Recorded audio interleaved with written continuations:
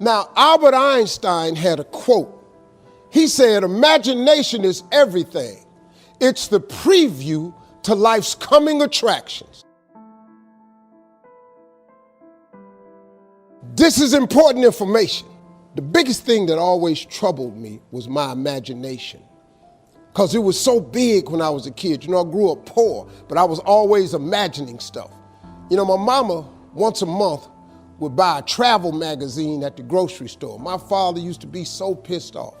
Bill, why we spending this money? We were poor. She said, Slick, we ain't got no money to take this boy nowhere. But if he can look in these magazines, maybe one day, it'll cause him to want to travel. I've been to so many countries around the world because of that magazine. I just wanted to go see stuff. My mama had enough sense to plant that seed in me. It's like at Christmas time, we used to get in the car, and my daddy used to take us to the suburbs so we could see the lights. And you know, we just drove around the lights, and I was amazed at the suburbs because I would see these big houses with horseshoe driveways where you drove in and came out the other side. So I told my daddy one time we was riding, I said, Daddy, why don't we get one of them houses? He said, boy, I ain't got no money for that, but that's what I'm bringing you out here for. She said, one day you'll be able to get one of them houses. Let me explain something to you. Because of that right there, I've probably had in my lifetime now about 11 homes. I got 4 now in different states. Every house I own got a horseshoe driveway on it. When they was living, they told me one time, they was sitting up watching TV. My daddy looked at my mama and said, Bill, he called my mama Bill, he said, can you believe that this little boy we had on TV? She said, Slick, I can't believe this.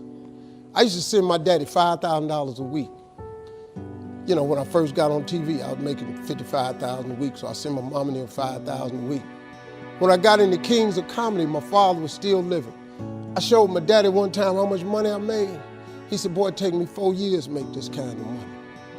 So I was able to give them something with my life. So before my mom and them left this world, I could give them something. I bought them everything, man, houses, cars, furniture. I bought them everything I could think of. I tried.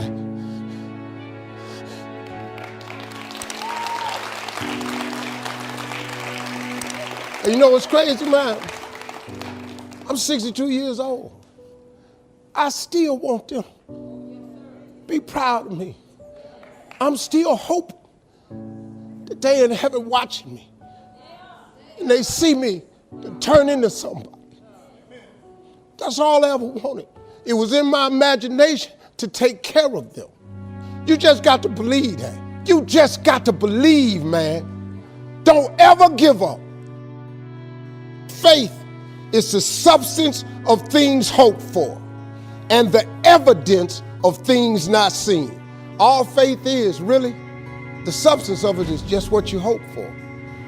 That's all faith is. It's just real hard hoping. You remember when you was little and you said, I hope I get a bike for Christmas? And you went out there one year and the bike was under the tree?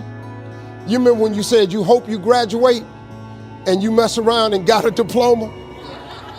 Didn't you remember when you said you hope you get a job and you mess around and you got a job? Huh? At one point in time, the older you get, this got to start clicking in. That faith is really the substance of things hoped for. That if you hope hard enough, one day you ought to get smart and turn all that hoping into belief. And what is belief? Nothing but faith. And what is faith? Faith is a belief in things that you cannot see. See, this what the part you got to get. The evidence of things not seen. Remember I told you that imagination is everything? It's the preview to life's coming attraction. Man, do you know, now let me tell you the problem with your imagination. Problem with your imagination is you tell it to the wrong people. If you want to kill a big dream, tell it to a small-minded person. You went and you shared it with your family and friends. You know what they did? They shot it down. You know why they shot it down? Because they couldn't see it. See, your mama and them, your cousin and them, your friends, they don't know. See, you gotta be careful when you share your imagination with small-minded people. Nobody else can see your imagination but you.